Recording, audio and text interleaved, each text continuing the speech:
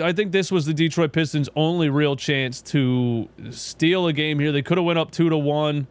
They could have had the momentum in the series. I realistically don't think they have enough talent to overcome the New York Knicks. It's just that when somebody in the live stream last night put it perfectly, you're playing 8 against 4, basically. You know, not even 4 really. The Detroit Pistons have maybe 3. Do they even have 3 go-to scorers? You know. And the New York Knicks can get runs from, obviously, Brunson. They can get runs from OG Anunoby. Goes on little streaks here and there. Mid-range jumper here. Catch and shoot 3 here. Mikal Bridges goes on little runs here and there. Karl Anthony Towns was on fire from the start of the game. Top of the key.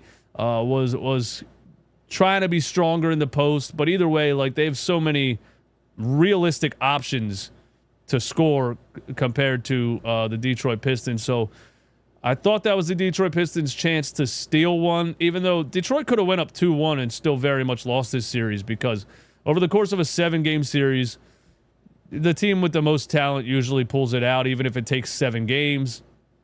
The Detroit Pistons had some contributions from players that I think felt unrealistic.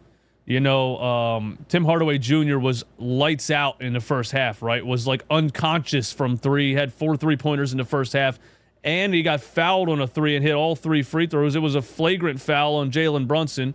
But when like Tim Hardaway Jr. is doing that in the first half, you kind of feel like, okay, he's on pace for 40 points, but Tim Hardaway Jr. is not going to give you 40 points. He's gonna cool off, right? And that's exactly what happened.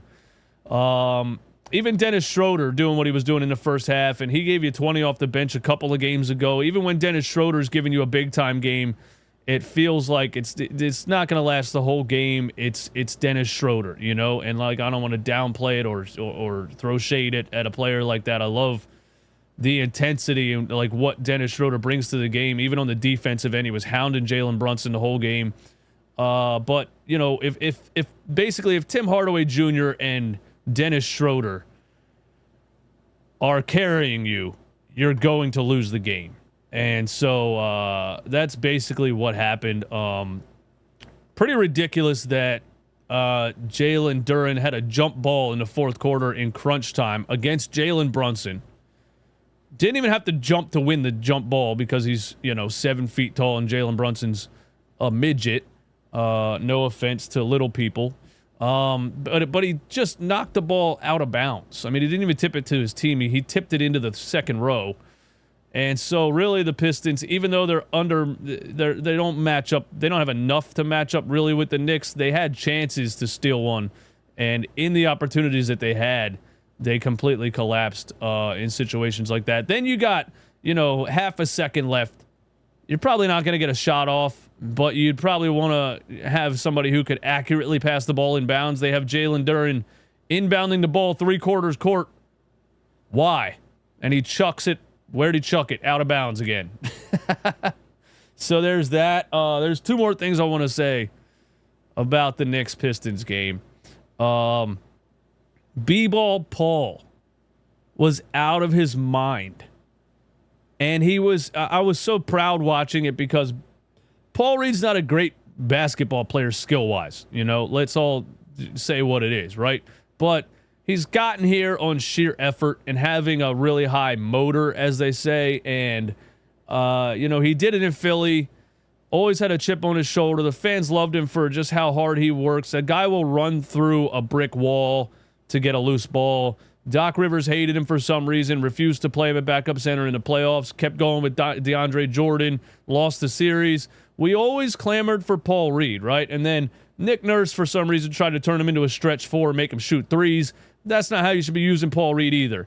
And it looked like Paul Reed was going to fade away and kind of disappear from the NBA. And I'm just proud of Paul Reed for continuing to play the game the way that he plays it.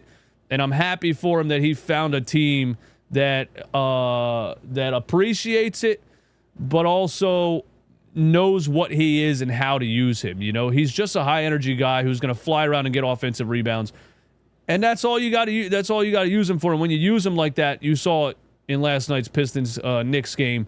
The guy was unconscious rebounding the ball. He was all over the place, diving on the floor, just scrapping, fighting through 2-3 guys in the post.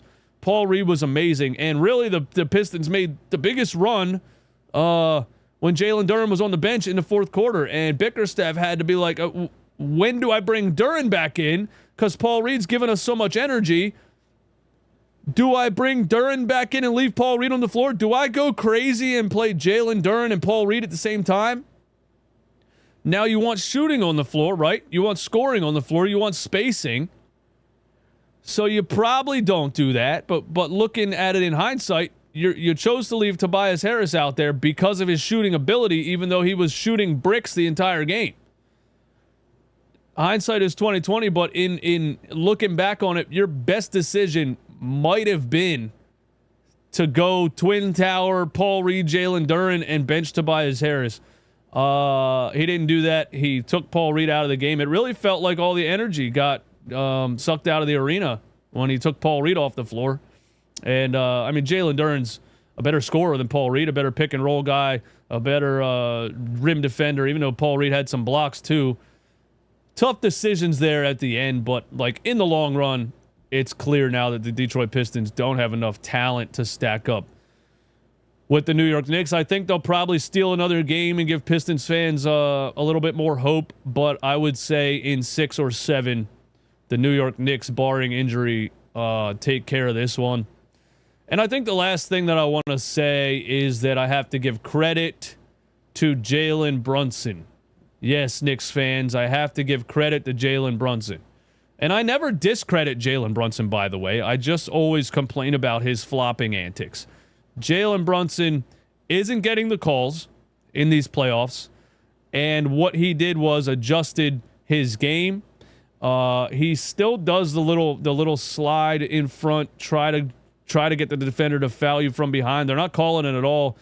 So he's changing his game as far as, like, I just got to put the ball in the hoop. And, what did he give the Detroit Pistons last night? 30 points. And again, what I always say about Jalen Brunson is he's very clutch. When it comes down to the fourth quarter and you need a bucket, he's going to give you a bucket. And he did it again last night. Another, like, 1 or 2 huge mid-range jumpers in an ISO situation to really put the game away. So, I like why that's why I get so frustrated with watching him flop around and stuff, because he's such a good player and he's really fun to watch in crunch time when he's just playing the game and trying to score. So I want to shout out Jalen Brunson for dominating the game and changing the way that he approaches it, because he's not getting the calls. And I'm happy the NBA is calling it this way also.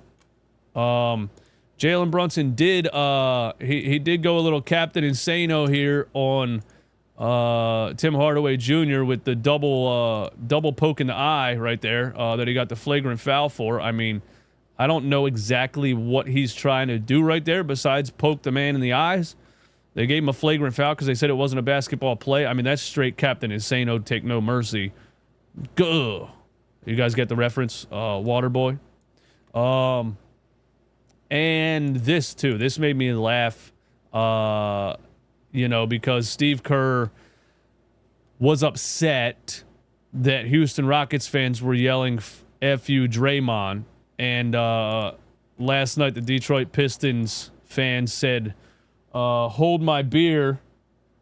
Steve Kerr's complaining about one fan chanting "F you, Draymond." Here's what the Detroit Pistons fans had to say for Jalen Brunson.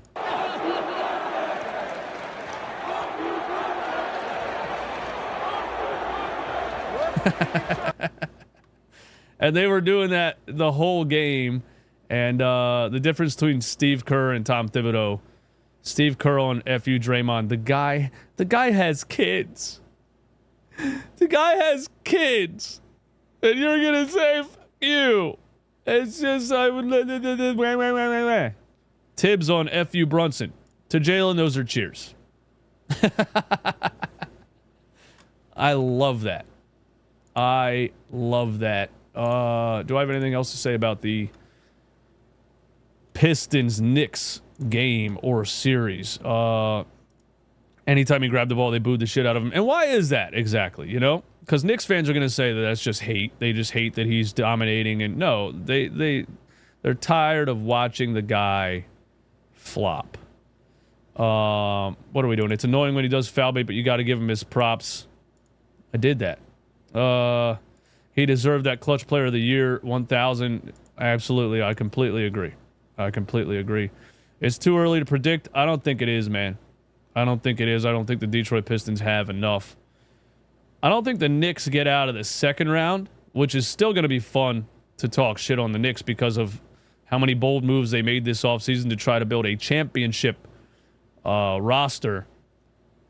But I think the Detroit Pistons are done. Paul Reed is percentages away from being an actually good basketball player. He's just one of those players, man. He's a knucklehead. You know, get him out there, let him fly around, dive on the floor. You're a fan of Joel Embiid. You can't speak about flopping. Jalen Brunson is a flopper. Oh, did you see that? Did you see what happened when I said that? Absolutely nothing. Nobody stopped me from saying that. So your claim that you can't speak about flopping is not true. Jalen Brunson is the biggest flopper in the NBA. Oh, look, nothing happened again. I guess I can say whatever I want.